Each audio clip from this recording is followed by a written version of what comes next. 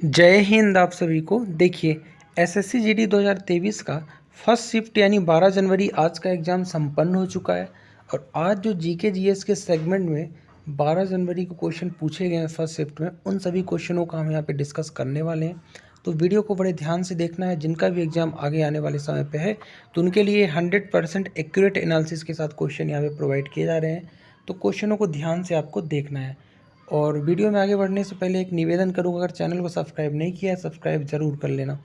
पहले क्वेश्चन की तरफ बढ़ेंगे जो आज आया था कि 2011 की जनगणना के अनुसार महिलाओं का साक्षरता दर कितनी है।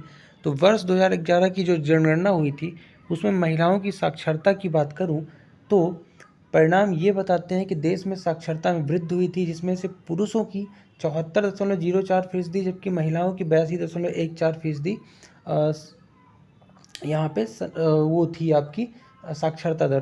तो उस हिसाब से अगर देखा जाए तो टोटल यहाँ पे आपकी 74% जो है लगभग पूरे देश की साक्षरता थी, जिसमें से 82.14% महिला और पुरुषों की और 65.46% महिलाओं की, इस तरह से होगा। ठीक है। अगला क्वेश्चन जो आया था ये था कि सत्रिया नृत्य ये किस राज्य से संबंधित है। सबको पता है कि असम का है ये सत्रिया नृत्य, असम का सत्या नृत्य है। इसके अलावा आपका असम पे एक और होता है बिहू, याद रखना है आपको।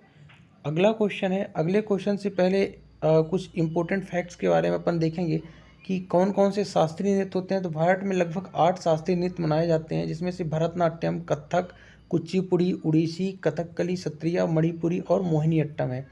तो ये जो है ना, इनके बारे में अगर मैं बात करूं तो भरतनाट्यम तमिलनाडु में होता है, कथक उत्तर प्रदेश में, कुचिपुड़ी जो है केरल में, उड़ीसी ओडिशा में, कथकली केरल में, सत्रिया असम में, मणिपुरी मणिपुर में और मोहिनीअट्टम ये केरल में मनाया जाता है।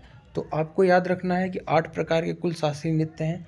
बात करूँ तो शास्त्रीय नृत्यों में 9 रस पाए जाते हैं, तो 9 प्रकार के रस हैं। और संस्कृत मंत्रालय ने छऊ नृत्य को भी भारत का शास्त्रीय नृत्य माना है। तो करंट में ये क्वेश्चन है कि छऊ नृत्य को संस्कृत मंत्रालय ने शास्त्रीय नृत्य माना है। ठीक है। अगला क्वेश्चन जो आज आया था फर्स्ट शिफ्ट में, कौन सा खिलाड़ी क्रिकेटर है। तो 4 क्रिकेटर नहीं आया था, तो 4 ऑप्शन थे जिसमें 3 क्रिकेटर थे, लेकिन एक जो है सानिया मिर्जा टेनिस से बिलोंग करती हैं, तो ये क्रिकेटर नहीं होंगी। ठीक है। अगला क्वेश्चन की तरफ बढ़ेंगे जो आज आया था कि जब बेरियम क्लोराइड के विलयन में सोडियम सल्फेट का विलयन मिलाया जाता है तो सफ़ेद अपक्षेप किसके बनाने के कारण बनता है।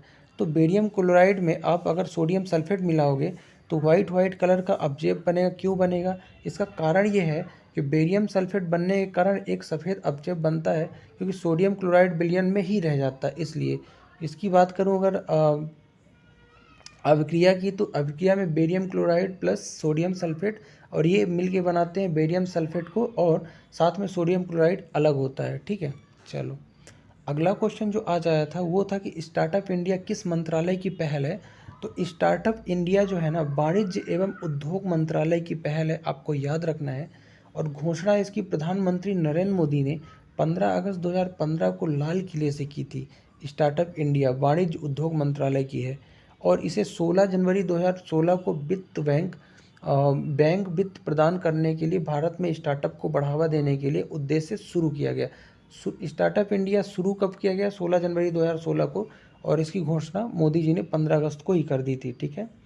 अगला इम्पोर्टेंट क्वेश्चन है जो आज आया था, ये क्या था कि सागा दावा उत्सव किस राज्य से संबंधित है। तो याद रखना, सागा दावा उत्सव जो है ना, ये सिक्किम राज्य में मनाया जाता है। और सागा दावा उत्सव जो है गुरु पूर्णिमा को मनाया जाता है, आपको याद रखना है। सिक्किम के कुछ अन्य प्रमुख त्यौहार की बात करूँ तो सागा दावा, पांग लावोल, लाशोंग और सोनाम लोसार। लोसार बहुत इंपॉर्टेंट है, इंटरनेशनल फ्लावर फेस्टिवल जो मनाया जाता है सिक्किम में। और लोसार जो है ना, तिब्बतियों का नया साल में मनाया जाता है लोसार, जो सिक्किम से भी संबंधित है, तो आपको याद रखना है। ठीक है। इसके अलावा अगर सिक्किम के और लोक नृत्य की बात करूं, सिंघी चाम, याम चाम, तमांग सेलो, मारोनी नाच, ये सब कहाँ के हैं? सिक्किम के ही हैं। ठीक है। अगला क्वेश्चन जनरल साइंस से आया था कि वयस्कों में, यानी कि जो बड़े लोग होते हैं, वयस्कों में पोषण कितने तत्व जरूरी हैं।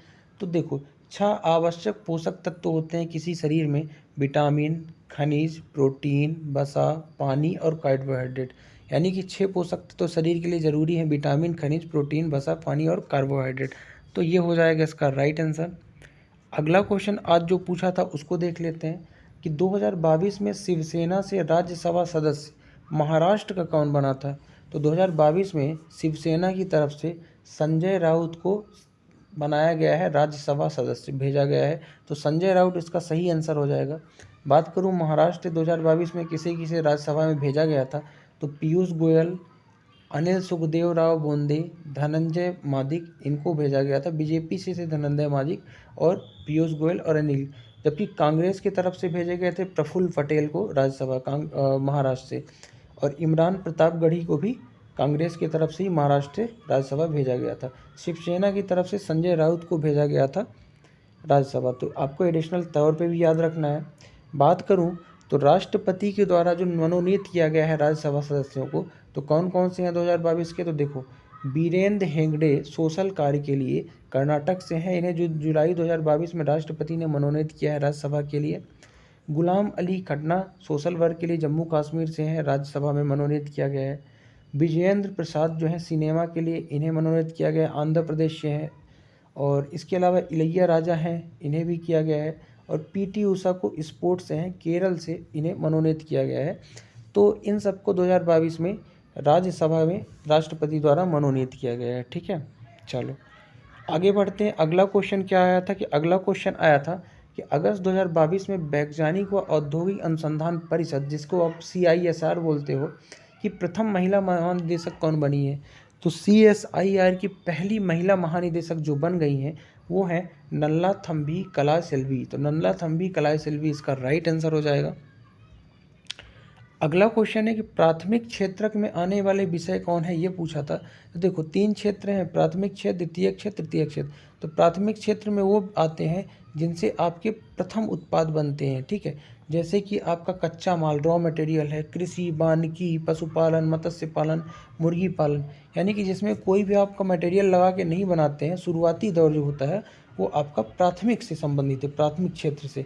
ठीक, और इसमें खनन और उत्खनन भी संबंधित है प्राथमिक क्षेत्र से। अगर मैं द्वितीय क्षेत्र की बात करूं तो ऐसे चीज़ जो इनसे मिल के बनते हैं, जैसे कि अगर कच्चा माल की मैं बात करूं तो अगर आप कहीं से खन रहे हो बालू, तो बालू जो रेत है वो आपका प्राथमिक क्षेत्र में आएगा खनना, लेकिन उसी रेत से अगर आप घर बना रहे हो तो द्वितीय क्षेत्र में आ जाएगा।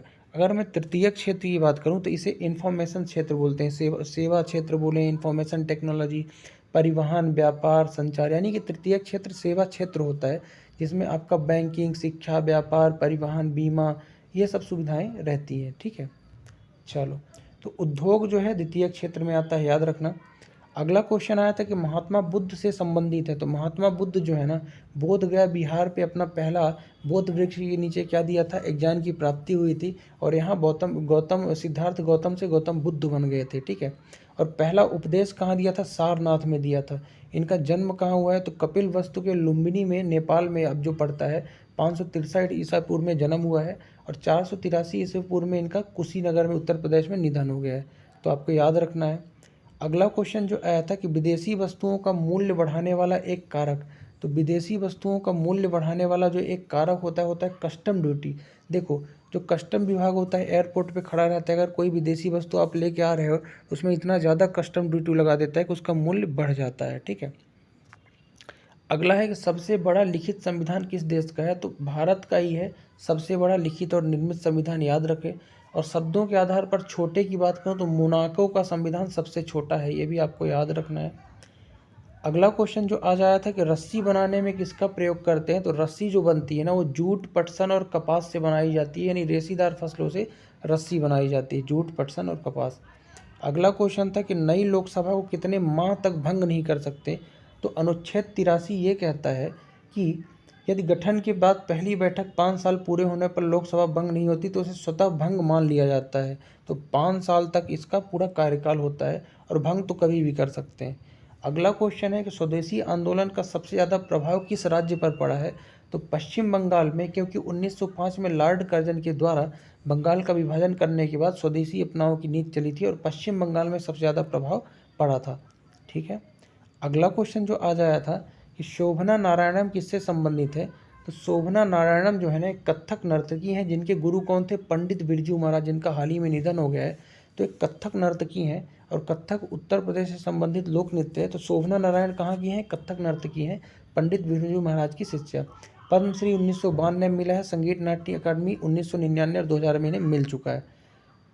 अगला क्वेश्चन जो आज पूछा था वो आया था कि ऐहोल शिलालेख रविकीर्त द्वारा लिखा गया है, वह कौन से राजा के दरबारी थे? तो ऐहोल शिलालेख लिखने वाले रविकीर्त जो हैं ये पुलिकेशिन द्वितीय के राज दरबारी थे। ठीक है। नेक्स्ट है कि बुद्ध पूर्णिमा को मैंने बता ही दिया है, सिक्किम में सागा दावा मनाया जाता है। और आज का जो लास्ट क्वेश्चन था कि इंदिरा गांधी पीस प्राइज 2022 किसे दिया गया है? तो प्रथम एनजीओ, एक एनजीओ है सामाजिक संस्था जिसे इंदिरा गांधी पीस प्राइज 2022 दिया गया है। ठीक है। तो ये थे आज के एसएससी जीडी के फर्स्ट शिफ्ट में 12 जनवरी को पूछे गए सभी प्रश्न जीके जीएस के। ये सेगमेंट कैसा लगा कमेंट करके ज़रूर बताना, और जिन्होंने भी चैनल सब्सक्राइब नहीं किया है ज़रूर कर लीजिए। मिलते हैं नेक्स्ट वीडियो में, तब तक के लिए जय हिंद।